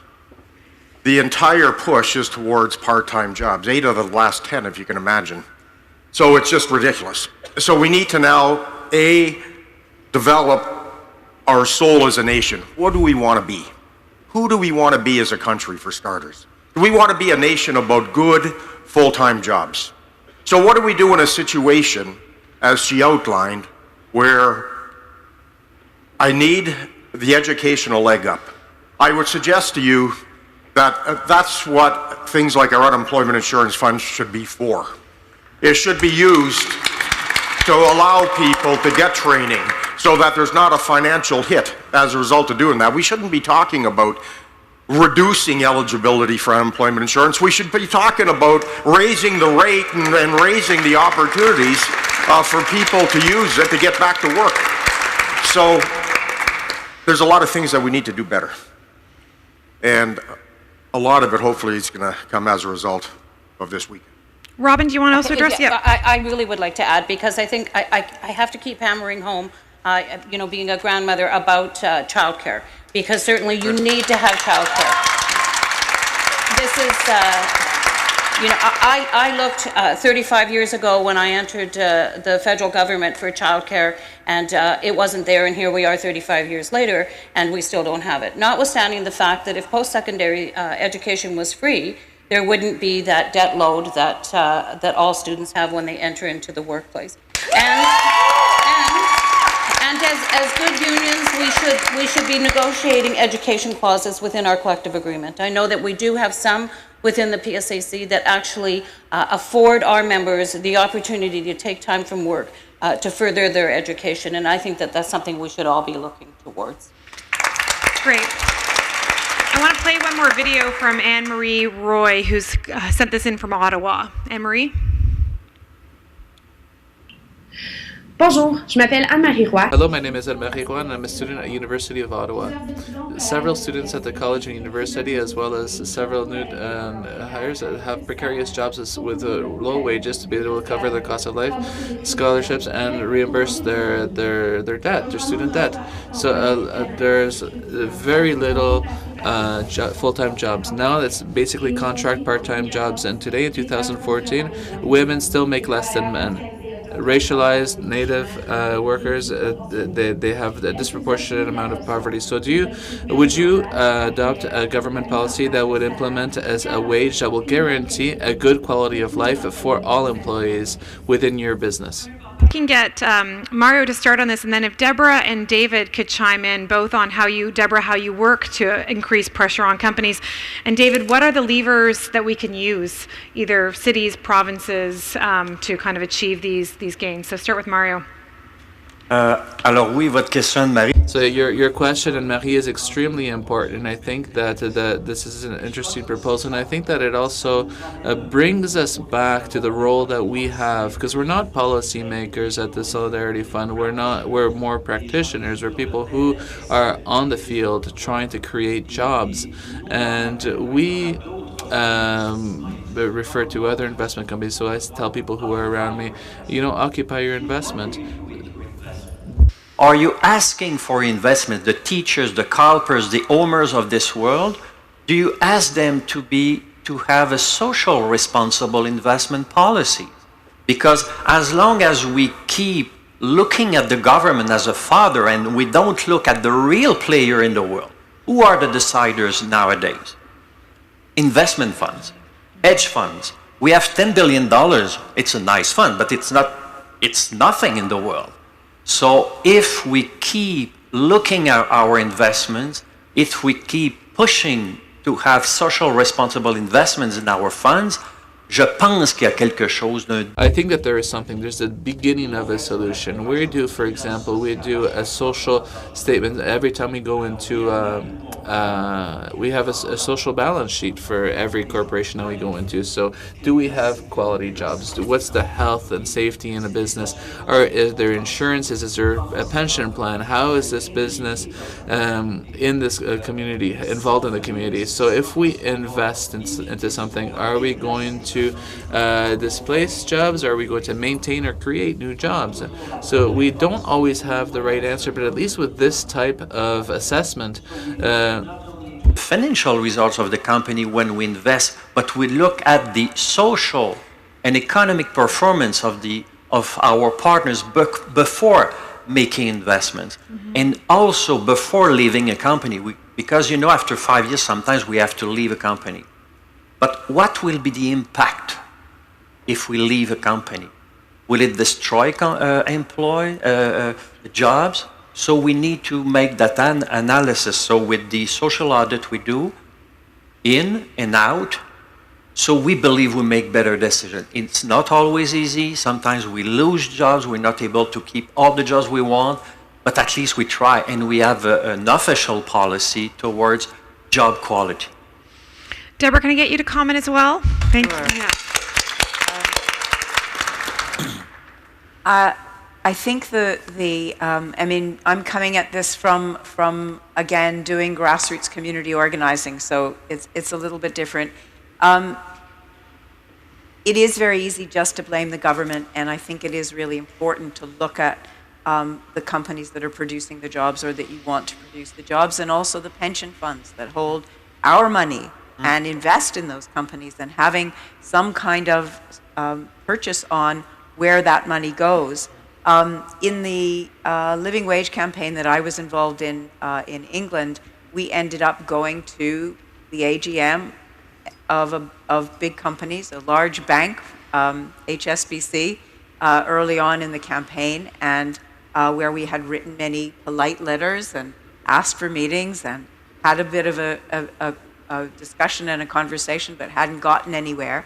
We brought an office cleaner to the AGM, and he stood up and said, "I'm very pleased that your directors have gotten £1 million bonuses, but do you think you could pay me more than £5 an hour to feed my 5 children?" And the financial press was there, and it was an embarrassing moment at the time. However, HSBC then changed its policy, agreed to pay the living wage, and actually became an important partner. And I think that was the point, that there was a real sense of, we were talking about competition. Yesterday, you can't do it if your neighbor's not doing it. You might have a good intention, but then you're worried about the next guy.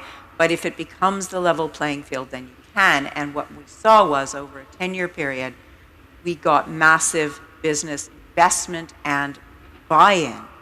And that was a change, and it sometimes took that pressure at the beginning. You had to have that little bit of a confrontation, but the point was that the partnership really worked in the long run. Thank you, David. Yeah, I'd like to try and knit the answers to the last two video questions and Peggy's question together. It's a bit like Henry Kissinger. He once came to a press conference and said, do you have any questions for my answers? The only thing I would cite positively about Henry Kissinger, by the way. But I think the underlying point to a lot of this, there is a critically important role for the national government. We've heard a bit about the province of Quebec, which is doing, I think, very good work, a bit about Toronto, and there's the national government has a role. And I'd say today the approach of the national government is just to sign trade deals and let us be hewers of wood and drawers of water and export unprocessed products everywhere in the world. And I think, thank you. I think it's incredibly short-sighted, and I think we've heard some of the elements of, what a proper, progressive industrial policy would be in Canada. Part of that's about sustainability, and just wearing my current hat at the World Wildlife Fund, we're working on the cod fishery off Newfoundland, which was a great example of how you do it wrong, right? When that fishery was destroyed, it wasn't just an environmental disaster. Thousands of people and dozens of communities lost their living and lost their way of life for hundreds of years. And we're very close to getting one of the cod fisheries called 3PS by working with the fishers and their union, a number of companies, distributors and retailers, getting it certified as sustainable, which would be an amazing thing. It's a small one, but it's a start. So that's part of it. Sustainability has to be part of the industrial policy. I think Made in Canada has to be part of the industrial policy.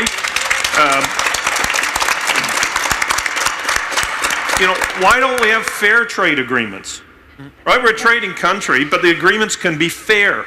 And we've got great talent. Look at the shipyards that Irving has. Amazing. Great talent. We can build on that. We've got great workers. That's a big part of it. Childcare is a big part of it. Education and subsidies. And you can see the outlines of a strategy that would give a federal role that would make a huge difference. And how do we do that? Yes, I think we start with the community. Of course, we bring people together like Jerry has here, and I applaud you, Jerry. I think this is fantastic. But also in the end, we got to elect the right people. Yeah.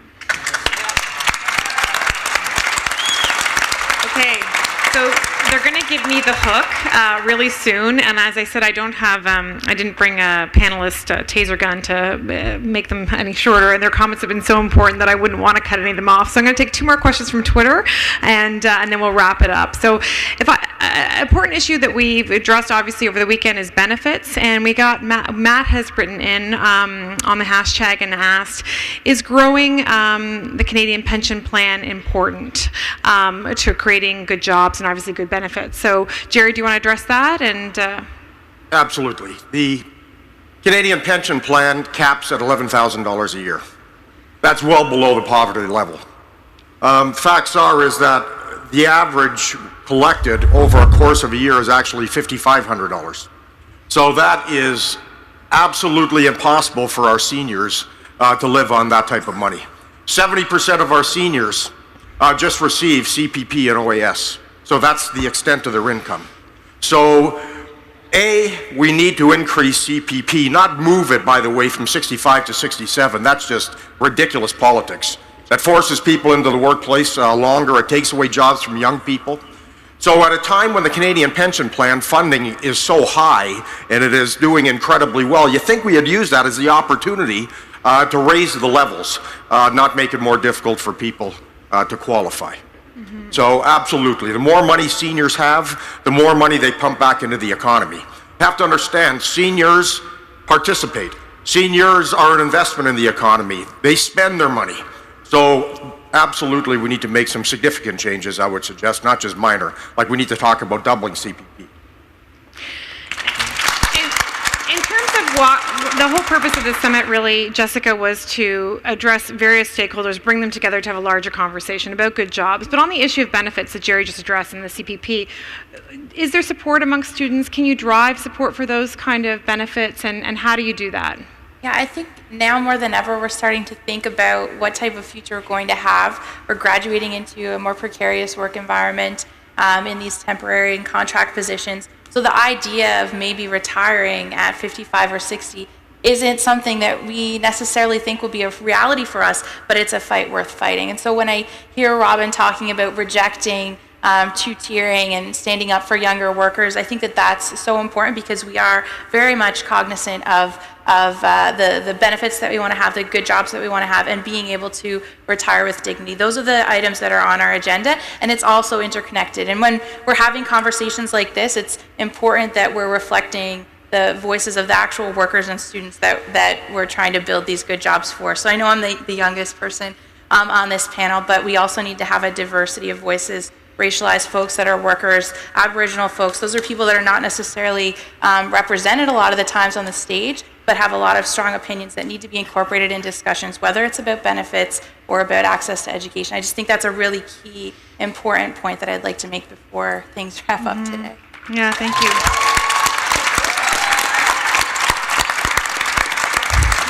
You know, there's an old proverb that says, you know, the best time to plant a tree, I'm using a forestry metaphor because Mr. Irving's here, the best time to plant a tree is 20 years ago.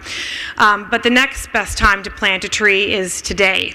And I think certainly some of the seeds we have planted over the weekend will grow, and ideas to propose new ideas for good jobs will happen. We have an incredible panel that we've assembled today. I want to cite how that forethought and that vision can actually, you can reap benefits from. You know, Robyn was a temporary employee of the public service, I think in the 80s, when she was working, and the clerical staff of the PSAC went out on strike. And the reason they went on strike is because they were fighting for maternity benefits at the time. And now 30 years later, her daughter, working in the public service, is now able to take advantage of those benefits. And so that is incredible. And then you've got to fight these fights, and we've got to keep on fighting them. We've got to keep on planting those trees for now and into the future. So a big round of applause, please, for the panelists today and for the entire summit. Thank you very much for your attention. And thank you very, very much for joining us. It was great ideas. And thank you.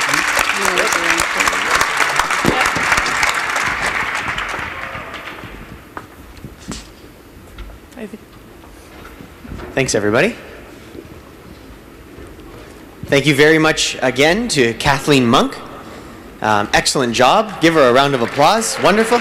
It's very hard to navigate a panel of that size, and she's done an absolutely brilliant job. And thank you again to all the morning panelists. So, Angelo, I hope that you've been taking lots of notes. I don't know about you, but I feel like we are going to have a lot of work to do after this summit is done. I've been a bit busy, Roxanne, to take notes, but I certainly have taken away many important points over the last few days. I think that the plan for the next steps generated in the discussions makes a lot of sense. I'm interested to see what will happen with a Good Jobs Roundtable, what that could look like, regional Good Job Summit-related events, and how we might continue this dialogue over the coming year. I couldn't agree more, and it's good to hear that all of our new friends who've registered will be reconnected with within the next few weeks. Absolutely, and we'll hear a little bit more about that when our Unifor National President, Jerry Diaz, takes the stage just to wrap things up at the end. So now, for folks who may not know, this weekend was selected to host the summit intentionally to coordinate our conversation on good jobs with other similar events. For instance, on October the 7th, this is a day that's been long designated as the World Day for Decent Work. This is a day where trade unions and worker advocates around the world come together to raise awareness on the need for good jobs and strong labor laws. Our Good Jobs Summit was a significant contribution to that global dialogue. And our summit was intentionally scheduled to dovetail with Ryerson University's Social Justice Week, an event filled with activities and dialogue about jobs, equality, and justice. If anyone is sticking around the city for the week, be sure to check out what's happening on campus. Good. So, Angelo, it's certainly been an exciting weekend. It certainly has been an exciting weekend. It's been a pleasure to share the stage with you. Thank you for your great company. Thank you very much, Roxanne, and you too. The feeling is mutual. Maybe.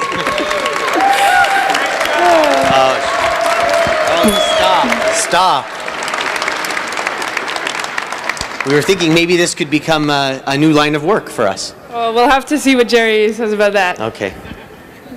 This important event was made possible thanks to so many partners. Once again, a big thank you to Ryerson University, the Gindin Chair of Social Justice, the Centre for Labour Management Relations, the Canadian Federation of Students, the Canadian Centre for Policy Alternatives Ontario, and Unifor. A special thank you as well to the Toronto Area Good Jobs for All Coalition, a group that has been a true pioneer on these issues for a very long time, and yes, deserve the applause, no doubt, and who have graciously contributed to building this Good Job Summit process. Thank you to the interpreters for allowing us to engage in both official languages, and thank you. And a quick reminder that before you leave the room, and don't do it now because we're not quite done, but please return your interpretation devices before you head out. Thank you also to Neeson's Captioning for the closed captioning services and Pendleton Translation Services. Thanks very much too to our tech team. There's many people, one particular Project X, who are members of Unifor, for their constant help and support and to keep things rolling through the weekend, as well as the wonderful staff that's been here at the Mattamy Athletic Centre. Thanks to the media artisans who have filmed, recorded, live streamed this event for the whole world to see. Thank you to Premier Kathleen Wynne for joining us, for Van Jones for joining us, and all of the other special guest speakers, panelists, moderators, note takers, facilitators. They've done an amazing job, and thanks especially to public interest, Sean and Katrina, for making all of this make sense. Yes, round of applause for public interest. I think they're sleeping now. I think they've taken a nap. We want to thank as well all of the federal, provincial, and municipal politicians that joined us over the weekend. The support and leadership of our elected officials is absolutely essential if we are going to continue this dialogue in any meaningful way. A sincere thanks to all of the staff and volunteers who participated in the planning committees for this event, making it all come together so nicely. And thank you to all of our exhibitors for your wonderful contributions to the weekend. A special thank you to both Fred Wilson from Unifor and Laura Zemba from Paper Chase Communications for their leadership, vision, and guidance throughout the whole process. And just before we call Jerry to the stage, most importantly, we want to thank all of you that have come here to be with us this weekend for all of your contributions, as well as all the folks that have tuned in online to follow the proceedings. Thank you to everyone for your contributions to make the summit the success that it was. Right on. So to wrap things up, for the last time, we'll call Unifor National President Jerry Dias to the stage.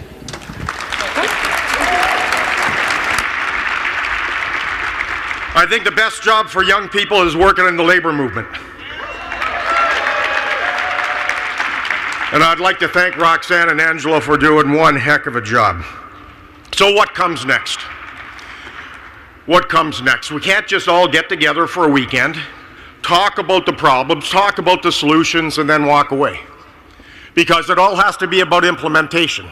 It has to be about commitment. It has to be about desire. So when I sat and I listened to what Sean and Katrina had to say, here's the type of steps that we will be taking. First of all, we've documented this incredible weekend. We're going to make sure that we get out a proper document that highlights all the issues that were raised, the solutions, the issues that people talked about that could turn into good long-term sustainable jobs. We're going to put together a film as well. But we need to make sure that we do this regionally. We have local good jobs formed. We need to have this discussion right across the country. Small communities, large communities. We need to make sure that this isn't an issue or a discussion that's happening in isolation. And then we need to put into place what we talked about briefly, the Good Jobs Roundtable.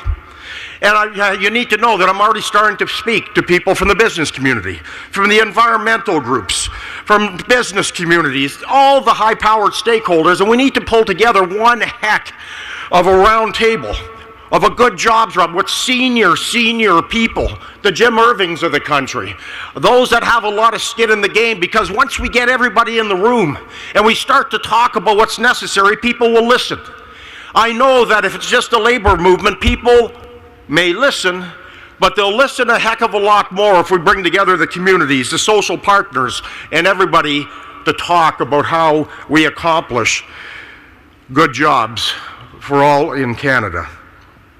And we need to make sure that we continue the dialogue and the action. We've got to make sure that the grassroots are mobilized. We need to make sure that all our social partners understand they have to be an integral part of this. They have to be an integral part of the solution. So I want to close by saying times are changing. And I listened to the discussions on 2 tiers. And I listened to how the economy has rebounded since 08-09. So the facts is that we need to move the agenda forward. We need to make sure we have a strong bargaining agenda. We need to make sure that we don't put into place 2-tier wage structures that leave our young people behind.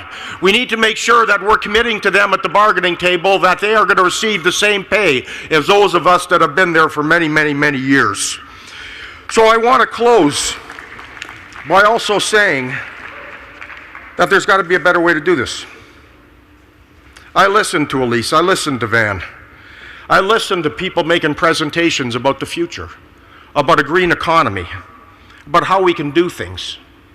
But so much of what has to be done with political leadership, and I say that emphatically. Because government has to play a role in the solution.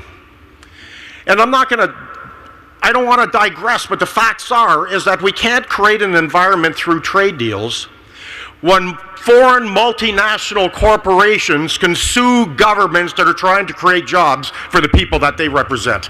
It doesn't make any damn sense to me. So I welcome the David Ramsays with Vision 2020 that understands that bringing together the stakeholders in the forestry industry is the way that we find true solutions. And I watched the politics and I watched the debate around Canada. And I know that we are a nation that is so rich in natural resources and raw materials, and why can't we use that as the basis for a long-term sustainable future for our children? Why is it, and I don't want to get into well, I will, because I guess that's just the way I am. Why is it that we talk about pipelines that don't respect the wishes of the environmental movement, or don't respect the wishes of our First Nations? If we're going to talk about pipelines, we have to make sure those issues are resolved, but why wouldn't we have those pipelines go to a Canadian refinery? Why are we always in a rush to ship our jobs overseas? And we've got a great partner who's here, Suncor. And I've got tremendous respect for Brad Droppo. They employ thousands of our members and they're good paying jobs. But it frustrates me when I walk through Suncor and I meet so many young workers from the East Coast. And I talk to them. And they're from the fishing communities that we talked about. Why is it that we will catch fish on the East Coast and ship it to China for processing when we've closed 10 fish refineries on the East Coast? Does that make any sense? So I want to end by saying, if we can get Jim Irving in a room and the Premier of New Brunswick and the community groups and the labor groups, and we can find a way to create hundreds of jobs for the long term, taking advantage of Canada's strong forestry sector, well then why can't we use that type of dialogue as the foundation and the most fundamental principle in how we move forward? Because there are choices. Those 500 jobs created in Thunder Bay were done by a choice. And government can make choices. They can make good choices. But they have to understand the responsibility has to be to the citizens of Canada first. I want to thank each and every one of you for being here, because it's so important for us to start the debate. It's so important that you understand our basic responsibility, and that's to make sure that the next generation isn't left behind. So on behalf of all the young people that are in the room today, we're here for you. On behalf of Unifor, thank you all very much for participating.